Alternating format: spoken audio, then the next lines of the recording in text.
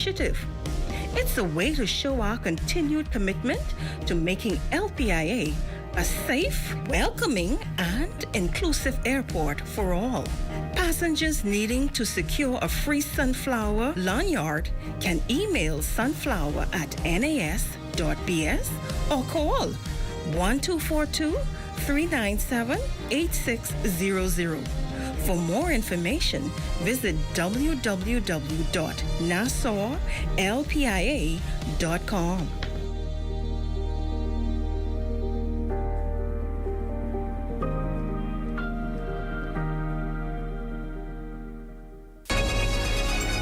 Your number one team in the North. Only the sun covers the Bahamas better. Well, happy 71st birthday going out to Lynn Cartwright. That's coming in from your favorite news team here in the North. We hope that you enjoyed, and that concludes the Bahamas Tonight, the Northern Edition. I'm Ramiko Knowles. I hope I live to see 77 and plus. Absolutely, and I'm blessed. Jay Philippe. Be blessed. Be blessed. The Bahamas Tonight is coming your way next. Here's a live look at them now. ZNS News is brought to you by the new BTC. Fiber is here. Faster, stronger, more reliable. Together, we are unstoppable. Switch today. First at 11. The end of an era with popular airline company Silver Airways ending its Bahamas, Florida, and Caribbean route amid bankruptcy proceedings. Today, the Deputy Prime Minister offers the government's view on the fate of the airline.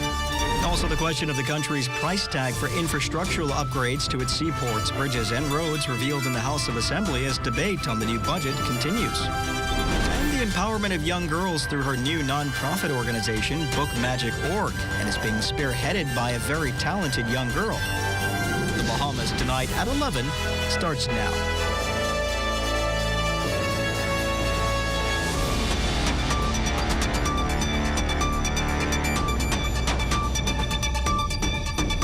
Good evening, everyone. I'm Royston Jones, and this is the Bahamas Tonight at 11. Welcome to the broadcast.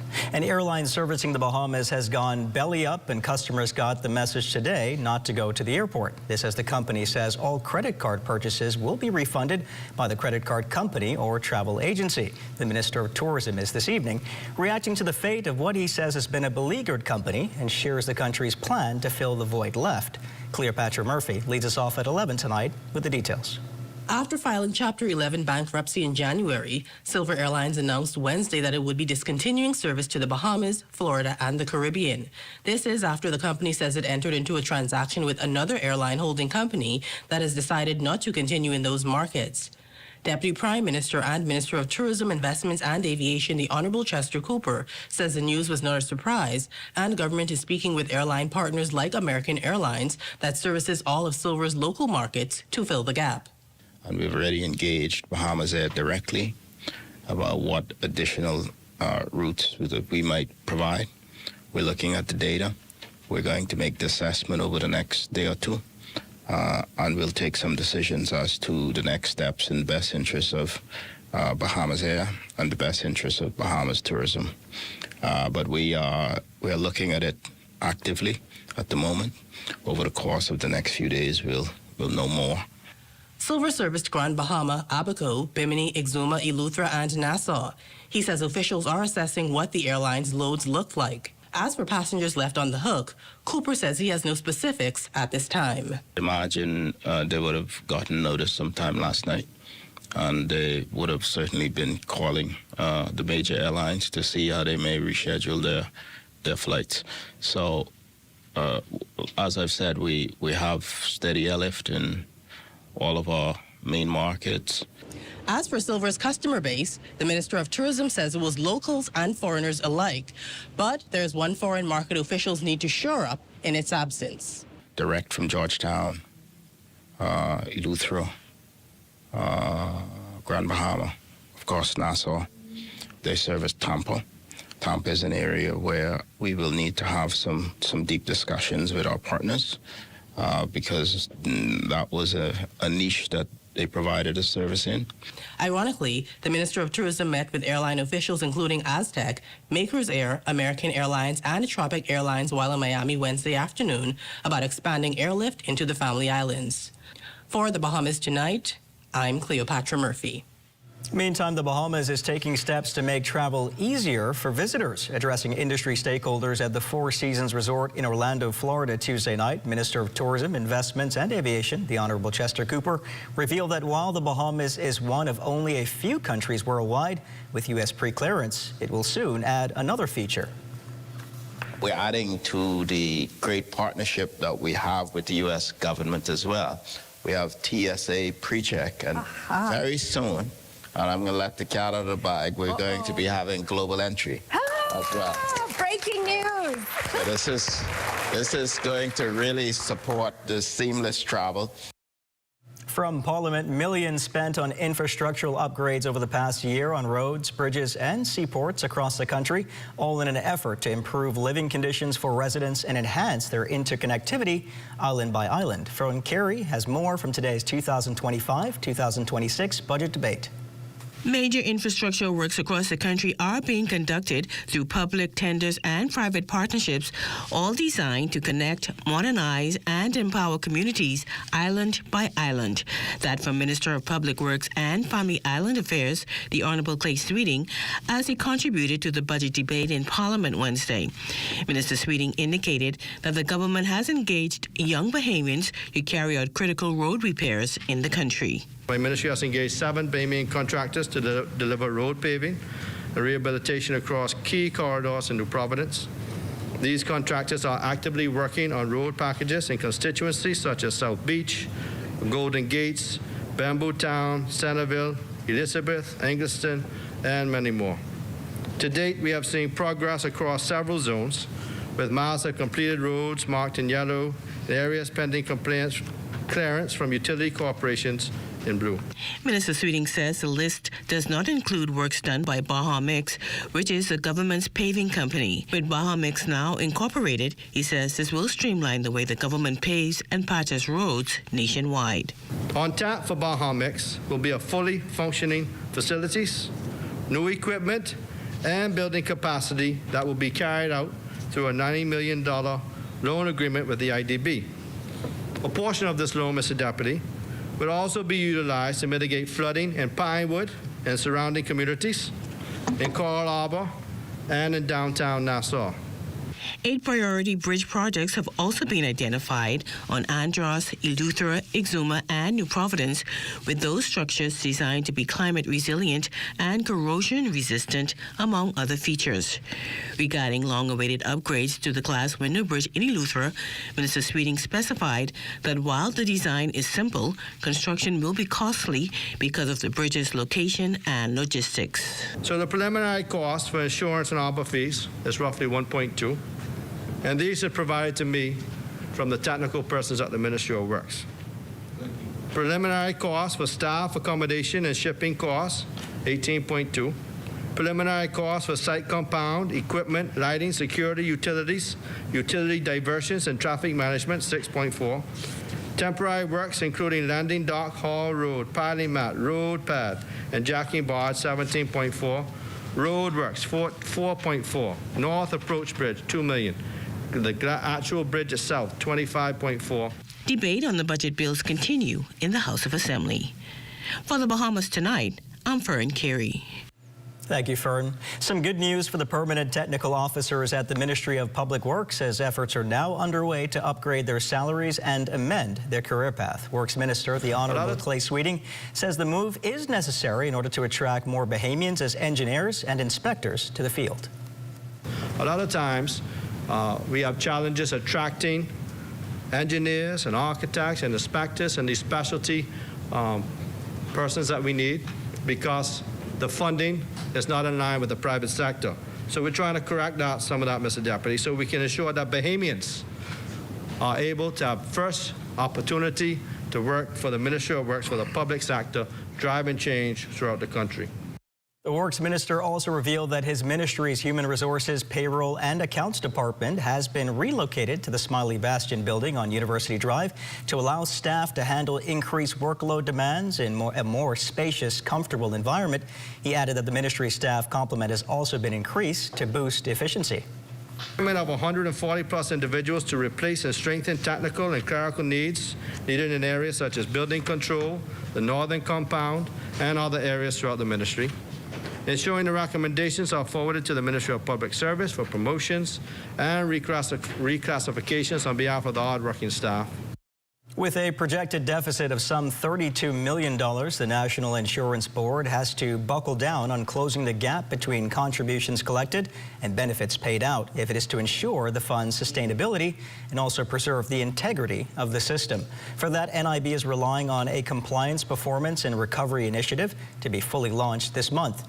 Minister of National Insurance, the Honorable Alfred Sears, explained in the House of Assembly Wednesday afternoon that it's a results-oriented field operation aimed at stemming ongoing arrears and reestablishing a culture of active compliance. Under this initiative, monthly sweeps will be conducted in high-risk red zones across eastern, western, and central New Providence, as these are the areas with historically low compliance rates. Teams of redeployed inspectors will be mobilized with one mandate: to close compliance gaps, recover outstanding contributions, and register unreported businesses. These efforts will be supported by mobile compliance stations offering on-the-spot services. NIB officials plan to recover significant amounts of arrears from June to December 2025. On the other end, the board is pushing what's called a contribution interest waiver campaign, which the minister insists is not a free pass, but rather a hand up. This targeted campaign is designed to reduce expenditure for businesses, particularly in storm-impacted and pandemic-affected zones. 2, facilitate business continuity by mitigating a segment of the interest obligation. 3, encourage re-engagement with the formal system. 4, accelerate recovery of arrears and improve the Bahamas ease of doing business ranking. Mr. Deputy, the results will be remarkable. Imagine the relief to employers in Abaco and Grand Bahama, still rebuilding after Hurricane Dorian. Still to come, the latest on the teachers' union elections. You're watching the Bahamas Tonight at 11. More news in just a moment. Step into a life of luxury and convenience with the Commonwealth Bank Platinum Card. From earning premium cashback rewards on every dollar spent to enjoying comprehensive travel insurance, shop with confidence, knowing your purchases are protected. Our Platinum Concierge service turns your requests into reality, wherever life takes you. Let the Commonwealth Bank Platinum Card be your passport to exceptional experiences. Commonwealth Bank, leader in personal banking services.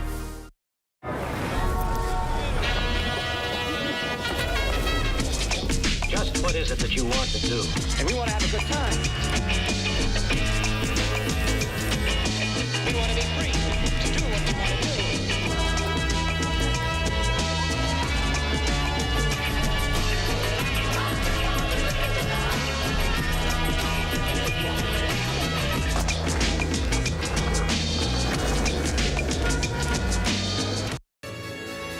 This portion of the news is brought to you by Bahamas Striping Group of Companies, where safety is first. The ballots are still being tallied following yesterday's Bahamas Union of Teachers triannual elections. Unofficially, we understand that incumbent Belinda Wilson, who has served as union president for the past 15 years or 6 terms, has reportedly won the election, beating her running mate, Julia Hanna. We've been informed that ballot counting will resume at the Department of Labor tomorrow.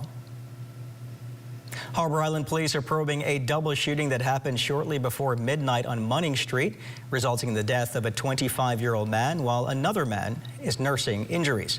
Police confirmed the 2 men were riding a golf cart when a man wearing dark clothing approached them, fired gunshots in their direction, and fled the scene. The survivor is expected to be airlifted here to the capital for further medical treatment. Police are appealing to anyone who may have information on this incident to call 911, 919, or Crime Stoppers at 328-TIPS. 28 Royal Bahamas Police Force officers got a better understanding of prosecuting individuals who promote illegal financial schemes like pyramid and Ponzi schemes during a training seminar led by the Securities Commission of the Bahamas. The training addressed what constitutes a financial scheme and highlighted the criminal penalties outlined in the Financial and Corporate Service Providers Act 2020. Now to this Ministry of Health and Wellness sea lice advisory. Known as the larvae of the jellyfish, sea lice are commonly present from March to August in the country's warm waters.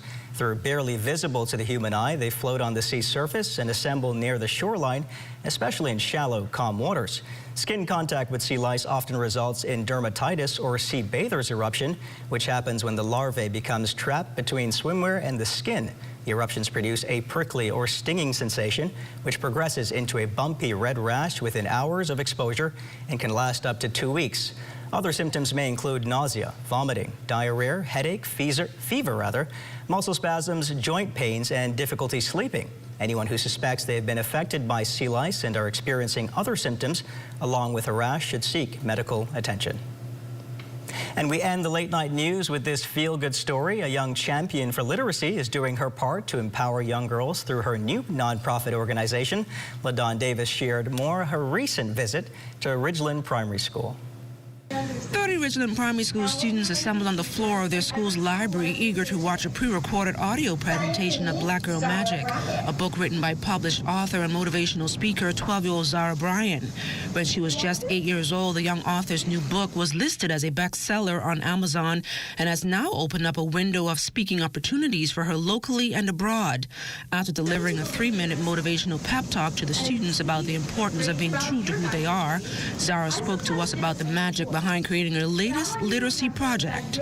I felt like my journey empowering little kids and little girls wasn't over with just the book. I wanted to empower more voices in the Bahamas, maybe even reach out of the Bahamas. So that's why I created BookMagic.org, to continue this journey of empowering people. Zara, still a kid herself, spiced her book presentation up a notch by getting the students to write 3 things out in a circle on a sheet of paper using crayons and pencils. Third grader Ava Adderley boasted how the book encouraged her to love the skin she's in. I love how Kayla remembers and says, oh, I'm beautiful, smart, kind, and respectful, and all of that beautiful stuff that she talks about herself. How does that make you feel? It makes me feel confident and loving about my skin color, my hair type, and everything else about me. Principal Samantha Anderson underscored that the Ridgeland Primary team is big on literacy and numeracy and welcomes Zara and her project with open arms. She says his latest partnership will only help boost students' academic performance in these key areas. Where we are now for the Christmas term at an 8-point jump mark, I am so excited that she is here. Our students are just trying their best in reading, and just this little exercise here with them believing in themselves and who they are is definitely important to them and important to me.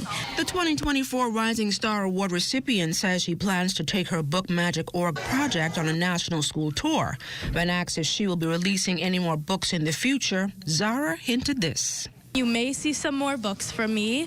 I do have some stuff in the works, but I've been just very much focused on BookMagic.org, but it will be coming up soon. For the Bahamas Tonight, I'm LaDawn Davis. What a lovely story to end the news with. Thanks, LaDawn. Swanson Gibson Jr. has a look at what's coming up in sports tonight. Swanson? Coming up in sports, several winners crowned in the latest edition of the Bahamas Cycling Nationals. More details coming up next. You got termites and need to get rid of them fast? Trust Rentokil Initial. With over 60 years experience in the Bahamas, the global brand, training, and expertise can't be beat. Only Rentokil Initial gives you a 3-year warranty and payment plan options on termite fumigation. No one can match the range of treatments we offer, such as fumigation, pre-construction treatments, termite monitoring, and more. No matter where you are in the Bahamas, we will come to you. When it comes to complete termite eradication, there's only one name, Rentokil Initial. This year, King Door National Parkinson Foundation is taking you back to the old school. With entertainment by TMF, the band formerly known as Maze. Joy Also appearing will be local artist Plotty and the Naked Eye. And the Royal Bahamas Defense Force Pop Band. Save the date. Saturday, June 28th, 2025. Atlantis Paradise Island. To purchase your tickets, call telephone 428-2588 or visit Carey's Fabric and Uniform Store, Mackey Street.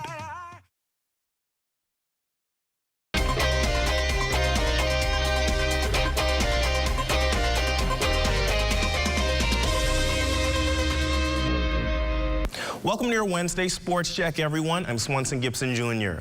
Topping sports, the Bahamas Cycling Federation recently hosted its national over in Exuma.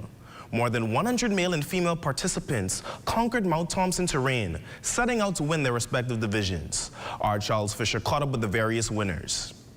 The grueling hilly course proved treacherous for most of the cyclists, and adding the heat made the ride even more enduring. Cami Roach put the legs to the pedal and came away as the under-23 girls champion. Really, really hard. When I train in Nassau, it's like completely flat. So here, all these hills really got me, but it was good.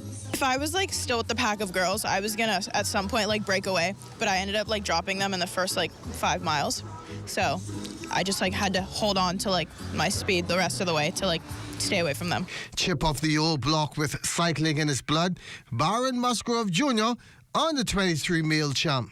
It wasn't the race that I expected because I had bike mechanical issues, but I still did my mileage and I did it. The course is very hilly. You know, I think on the first hill, that's where my bike mechanical started. And yeah, it was a lot of hills. I didn't expect a lot of hills. I thought it was just going to be flat course. Felix Neely rode to the title in the elite male. The race was pretty brutal, quite hot. I tend to start getting very dehydrated because of the heat, but I just keep the gas on at all times. National Elite Junior champ Lonnie Duncombe took the competition from the get-go. I went away from my competition early in the race, and I just held my own until the finish line, and they didn't catch me, so I came away with the win, and it felt really good. Second time winning national, so very happy to be here. Got to thank God for giving me the strength to win. As for the youngest cyclist, Trinea Smith. This is my second nationals. I don't know why I'm scared. I come first place, just cruise, and then when I reach down now, just start cycling fast. Great showing by our junior cyclists on a job well done. For ZNS Total Sports, I'm Charles Fisher. A lot of excitement happening as of late in Exuma as history was made at this year's 40th Barry Tari Regatta. For the first time in the history of sailing, there was a relay race featuring 3 boats each from Barry Tari, Black Point, Bucktown, and Rollville. It would be the boats from Black Point, Slaughter, Lady Eunice, and Raging Bull taking the top spot in grand fashion. It was the most dominant boat. They say, well, they'll start us first, so we say, yeah, we'll go with it. And we went out there and we did what we usually do. We jump out, put the lead for the team, and my man, Lady Eunice Reasonable, they just finished it off with a grandstand. What do you thought about this really? First time ever? Man, first time really ever happened in any regatta held in the Bahamas, and it was great. It came off very great. I just keep it to the wind and go into the wind so I can bring it on to the Raging Bull crew, you know. What do you thought about this relay for the first time? The fans felt it was exciting. Yeah, man, the relay, I like it. It's like taking candy from a baby. When I saw Slaughter came and took a command and lead, then Lady Eunice further the gap. I was on cruise control, so it's team Black Point. Oh, this is the most exciting race so far. I mean, we need to do this more often. Like, it's team spirit and camaraderie. My team from Black Point, we all work together, you know? So it was a good thing. Commodore Horace McKenzie on the idea. That's something innovative. And in sailing, even though it has a tradition, we also have to look at it in terms of trying to tweak it as best as we could. Chairwoman of the Barry Tari Committee, Annie Lloyd, was all smiles, suggesting everyone had a good time. It was nothing short of spectacular. We had an awesome weekend, and everything just flowed. The weather cooperated with us. You know, I was a little scared with all that rain earlier, but lots of sunshine. The sea, we had just the right wind, everything just went smoothly. And on the track, on Wednesday, the NCAA Division I Outdoor Championships began in Eugene, Oregon, and 6 Bahamians embark on their journey to claim a gold medal. The men getting into it early, with Nebraska's Keyshawn Strawn set to participate in the men's javelin finals. Oscar Smith of Louisiana Tech sprints in Heat 1 of the 110-meter hurdle prelims, while Minnesota's Zion Campbell runs in Heat 2 of the 4x1 prelims. The top 2 in each heat plus the next 3 best times advance to the next round. On Thursday, the women get their first taste of action. Florida's Anthea Charlton competes in the women's 100 meters and long jump. Following her is another Florida Gator, Quincy Penn, running in the 4x1 relay. Then Javonia Valcourt of Tennessee sprints in the 400 and 4x4. The NCAA Track and Field Championships will take place at Hayward Field through Saturday, with all of the events covered by the ESPN network. We'll have more updates and stats in Thursday's Sportscast. And that's been your Wednesday Sports Check. I'm Swanson Gibson Jr. A check on weather when we return.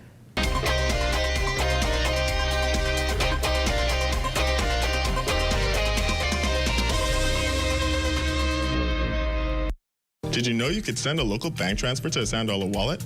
It's the same as sending a transfer to an account at another local bank. Simply use the wallet's 12-digit top-up address as the account number, savings as the account type, Central Bank of the Bahamas as the bank, and $1 as the branch with branch code or transit number 12,000. Don't use urgent or priority delivery. Transfers to $1 wallets are processed through the Bahamas Automated Clearinghouse Network within 1 business day.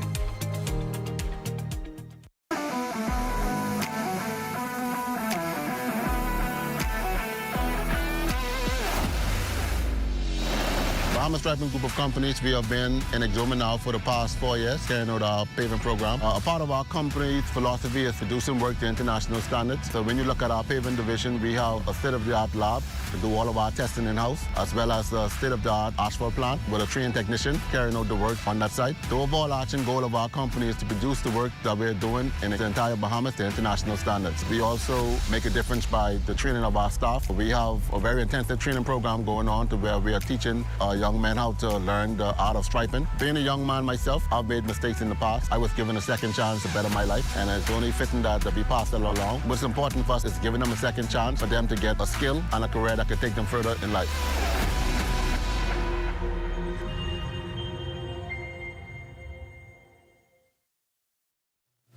It's time now for a weather check with Chief Meteorologist Basil Dean. Good evening, Basil.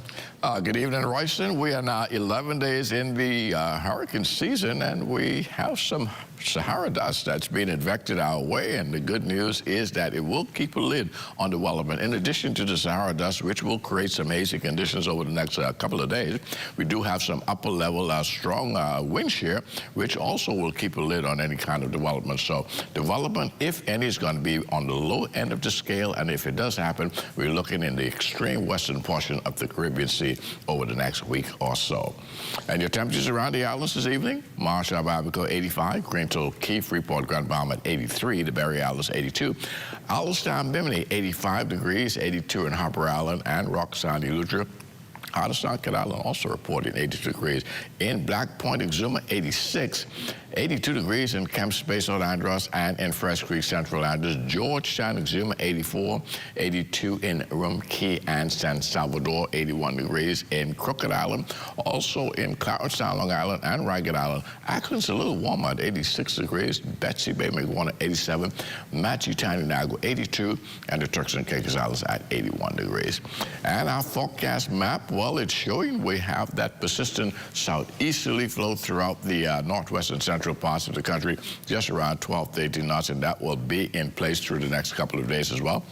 So small crowds should continue to exercise caution. In the southeast Bahamas, you have a more easterly flow at 15 to 20 knots, and the wave heights 4 to 7 feet, also constituted a caution flag for the southeast Bahamas through the next few days.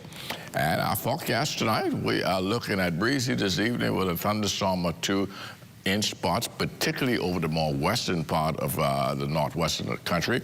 Low temperature tonight, 79 degrees. And tomorrow, we are looking at a thunderstorm or two in spots, particularly during the mid to late morning hours. Otherwise, it's going to be breezy and a bit hazy because of that Sahara dust, with the high temperature getting up to 88 degrees. Extended weather forecast. A couple of passing showers in the forecast through Friday, but come Saturday, the skies will open up. Lots of sunshine in our forecast, so the weekend is looking pretty nice, and that will continue right into the middle part of next week. Royston. Absolutely perfect weather, and certainly an important time to listen to all advisories and follow any weather developments happening for systems, as we're certainly in the hurricane season. That's going to do it for the Bahamas tonight at 11. Thank you for continuing to make ZNS your first choice for news and information. Only the sun covers the Bahamas better than ZNS. Thank you for watching, and as always, good night.